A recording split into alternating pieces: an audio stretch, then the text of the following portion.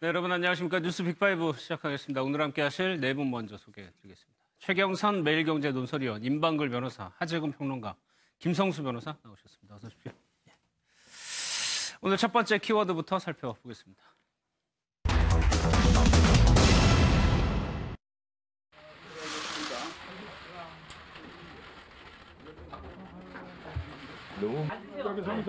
잠깐 저거 묵은 수행하면서 인터뷰를 모두 거절한 저에게 이름조차 모르는 비대위원들이 은행을 조심하라고 했습니다. 저는 그분들에게 그런 경고를 받을 어떤 은행을 한 적이 없습니다. 지난 9일 오후 1시 21분 문자 메시지로 저는 해축되었습니다. 문자를 받았던 그 시간에 이미 대문 밖에는 수많은 카메라들이 모여들었습니다.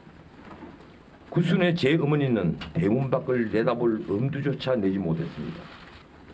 그동안에 있었던 여러 일들을 드러내고 싶지도 않습니다. 먹던 눈물에 침을 뱉고 싶지 않기도 하지만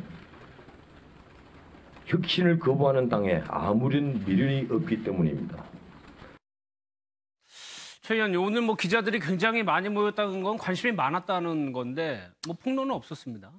일단 전원책 변호사 개인적으로 보면은 굉장히 불명예스러운 상황이고 그러다 보니까 자기의 억울함이라든지 서운함이라든지 이런 것을 표현하고 싶은 욕구는 있었을 겁니다. 네. 오늘도 그 정도 수준의 이제 억울한 부분, 서운한 부분은 표현을 했는데 이게 폭로 수준으로 가게 되면은 사실은 폭로할 내용이 있는지 없는지조차 지금 알 수는 없지만 네.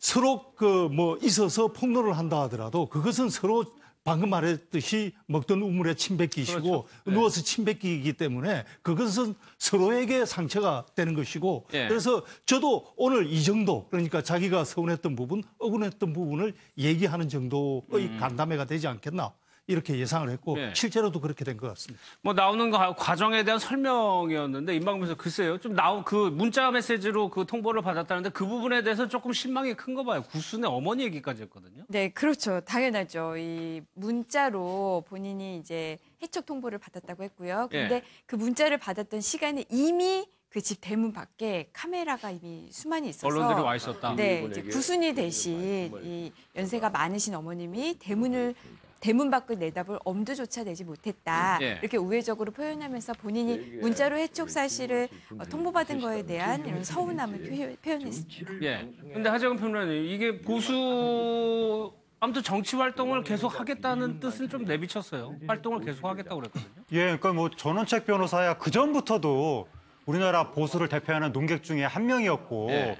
논객으로 평론가로서 활동을 하면서도 또 현실 정치권에 완전히 들어가진 않았지만 어느 정도 또 그 주변에서 연관을 맺고 있기도 했고 그랬죠. 또 당내 인사들하고 상당히 긴밀한 연결도 있고 또 외곽 단체에서 무슨 어떤 어떤 특별한 장자리를 맡기도 했고 네. 그런 분이기 때문에 이번에 조광특위 관련해서 좀 서운한 일이 있었다고 해서 난 그럼 앞으로 정치에 발끈을 거야. 보수랑 이렇게 연결도 안 될 거야. 이런 식으로 이야기하기에는 어렵고 네. 저분도 지금 연륜이 있는 분인데 한 번 서운하다고 발길을 끊을 일은 없기 때문에 이번 일과 별개로 또 이번에 서운한 일은 본인이 약간 격정토로 할 생각도 약간 있었던 것 같기도 한데 네. 그렇게 하면 또 보수 쪽에 결국 공료를 갈 수 있기 때문에 네. 억울했던 일들을 마음속에 담아놓고 앞으로도 계속해서 좀 정치권을 위해서 평론 활동이라든가 네. 또 본인의 어떤 능력이 필요하면 좀 도와준다거나 이런 일을 계속 할 것으로 보입니다. 근데 그나마 의미 있는 얘기는 한국당에서 인적 쇄신이 없다라고 얘기를 했어요. 그런 와중에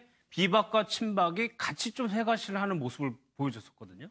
일단 전원책 조광특위 위원이 그동안 한 달 가량 해온 걸 봤을 때 저는 전체적으로 사실은 좀 실망스럽게 평가를 합니다. 네.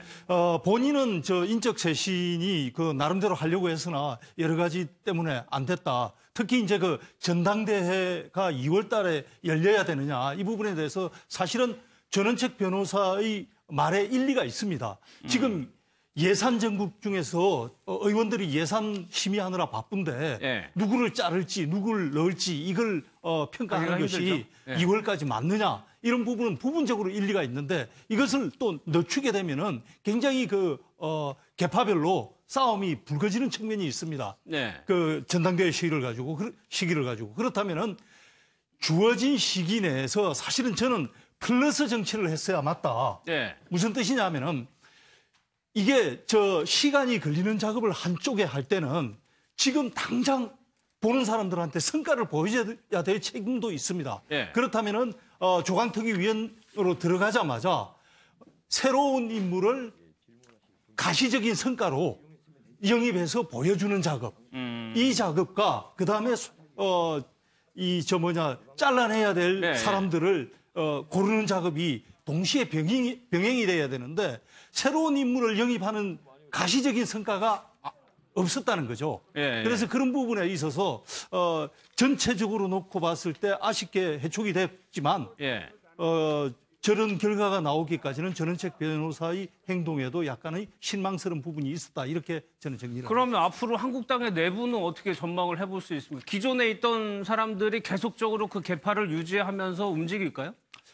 그런 부분이 이제 방금 아쉽다고 한 네. 것하고 인맥상통하는데 사실은 새로운 세력이 영입이 돼서 그 영입된 세력이 중간에 친박이나 비박 양계파 싸움 속에서 중심을 잡아주고 네, 예. 새로운 방향을 잡아줘야 되는데 그런 인적 영입이 없었다는 거죠. 그러다 보니까 기존의 세력 친박과 비박이 12월 달 되면은 이제 원내대표 경선을 해야 되는데 네. 그걸 앞두고 벌써 쫙 갈라져 가지고 친박은 친박끼리 회동을 하고 비박은 비박끼리 회동을 하고 해가지고 12월 달 원내대표 때부터 다시 또 격돌할 거란 말이죠. 그렇겠죠. 그리고 2월 전당대회도 그대로 격돌할 거란 말이죠. 그래서 사실은 이 영입 작업이 얼마나 빨리 그리고 또 그걸 지켜보는 국민들이 고개를 끄덕일 정도로 영입 작업이 이루어지느냐 이 부분에 성패가 갈렸는데 네. 전원책 변호사는 그걸 못했고